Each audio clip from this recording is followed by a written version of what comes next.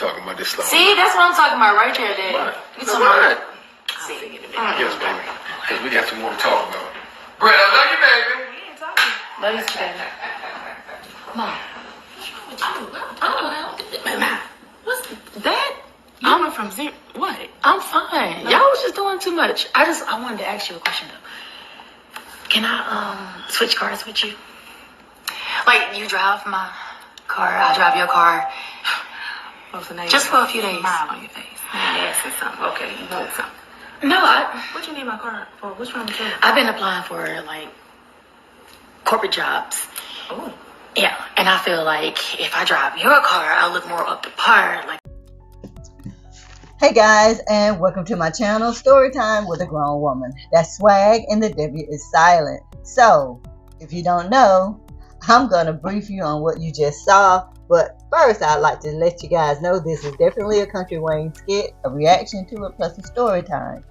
If you haven't watched his skits, click on the link or click on the ad in my description or somewhere in this video and go to his channel to watch some amazing skits that I am too invested in. So, Brittany is the daughter, Ro is the mother, and Malachi is the father. Ro is just getting Brittany back into her life.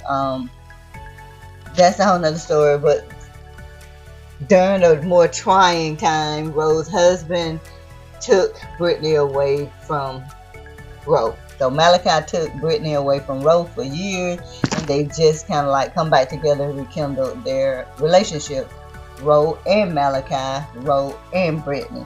So they've just all rekindled their relationships together, and Brittany is scheming, conniving. She is gang affiliated. Her and her boyfriend has broken up, and she's in this particular clip, in the clip that you just saw, she saw where her ex-boyfriend Ty posted his new girlfriend Aisha on Instagram, and she was livid because she didn't remember him posting her on social media. So she wants to drive her mother's Land Rover, I think. I'm not familiar with all those fancy cars. So anyway, she wants to use her mother's vehicle to go and I guess spy on Wayne. And I want to get this video out before Wayne uploads a video to this particular skit, because I want to just tell my story time on what happened when I lied to get someone's car. So yeah, Brittany has been scheming since she's been on Kountry Wayne skits, and she even went so far. This is definitely a mother's love, because she even went so far as to live in the house that her ex-boyfriend Ty purchased under her mother, that her mother was living in. So her mother was living in a house that was for sale, but Ty, out of revenge of something happened in another skit, purchased the house and kicked her out. And Brittany and Ty lived in Ro's house. She had to find somewhere else to live. And Ro is always happy to see her when she comes home or wherever. That's, again, some mother's love. So yeah, so that's a little bit of what happened in this particular skit. She just really wants to trade cars or vehicles because she's gonna go and spy on Ty or do something. I don't know what she's gonna do. So story time. Let me tell you about the time I lied to get someone's car, and it was all to spy on a man. And I was helping this lady out at her home, and my ex, of course, a boyfriend years ago, he's gonna be Ronald. So my ex Ronald I knew he was with this female because he was with her when I got with him. And my dumb self back then listened to my best guy friend at the time when he was like, oh, he's just a good man, he's just got the wrong woman. And I was like, oh. So I started talking to him one day, and we ended up having a 3-year relationship from hell. But the more my channel progresses, the more I have some juicy story time. But anyway, this particular time, I knew the girl was over there. I was livid, and I wanted to get over there. I knew he would know my mom's car because I didn't have a car at the time. So I knew he would know my mom's car. So I asked the lady that I was helping out to if I could borrow her car to go. I don't know where I was going. So I go over to his apartment, or his friend's apartment, I believe, and they won't let me in.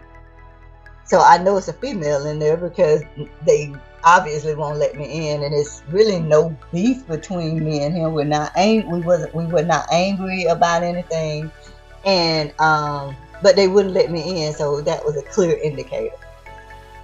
So when they did it, that's when I automatically assumed that somebody was in there, and I was so angry, y'all. I got in the car, and there's this sharp, dangerous curve around in that area. And everybody who goes that way, you know, they're cautioned to go like 5 or 10 because it's so sharp and it's dangerous. Well, in my emotions, I hit the gas. The car took off. I was at that curve before I knew it. I hit the tree and kept going. All people could hear was the commotion. And mind you, I lived on that street with my mom, so everybody's on that street, and everybody heard that car, and it heard the car when it hit the tree. So I just kept going. In my mind, I'm angry with him. I'm scared now that I've effed up this lady's car, and I just go away and hide. For like an entire night, I get this hotel room, and I'm trying to figure out what the F am I going to do? What am I going to say? Nobody knows where I am. Nobody knows what happened. They only heard the crash. So I'm trying to figure out, you know, what am I going to do? And I come up with this freaking bright idea to stage a hit and run type thing. So I go and I make tracks on the side of the road, like I, you know, swerved over or something, and call the police, 911 or whatever, and tell them that somebody tried to run me off the road. Okay, I wasn't thinking.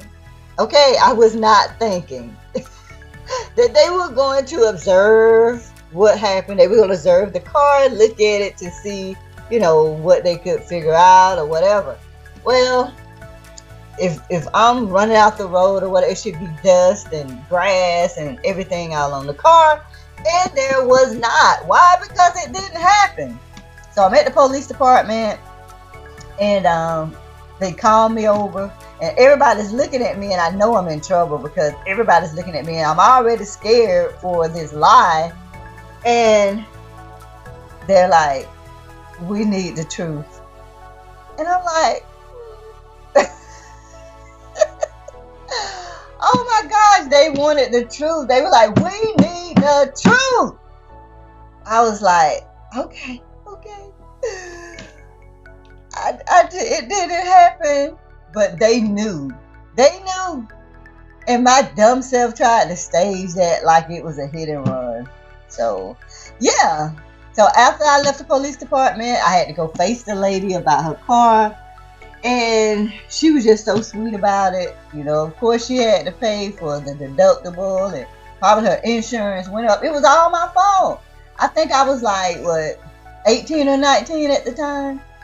And I didn't have any money. So, but she was well off. And I'm not saying just because you're well off, you have to take on somebody's BS burden. But she was well off, so she didn't press my mother about court or paying for the car or the deductible or anything like that. She just fixed it. But y'all, I wrecked this lady's car running behind a man. So what is going to happen with Brittany? I don't know. We don't know. We're just going to have to stay tuned to see what happens on the Kountry Wayne Skits. So that was my little story time. Just wanted to let you guys know that. And thanks for watching. And I will see you later on Swag Story Time with a Grown Woman. Also, If you've experienced something like that, let me know in the comments. Let's chat about it. Was I crazy? You're probably gonna say yes. But anyway, thanks guys for watching. Again, don't forget to like, share, and subscribe, and also check out Kountry Wayne Skits. Bye guys.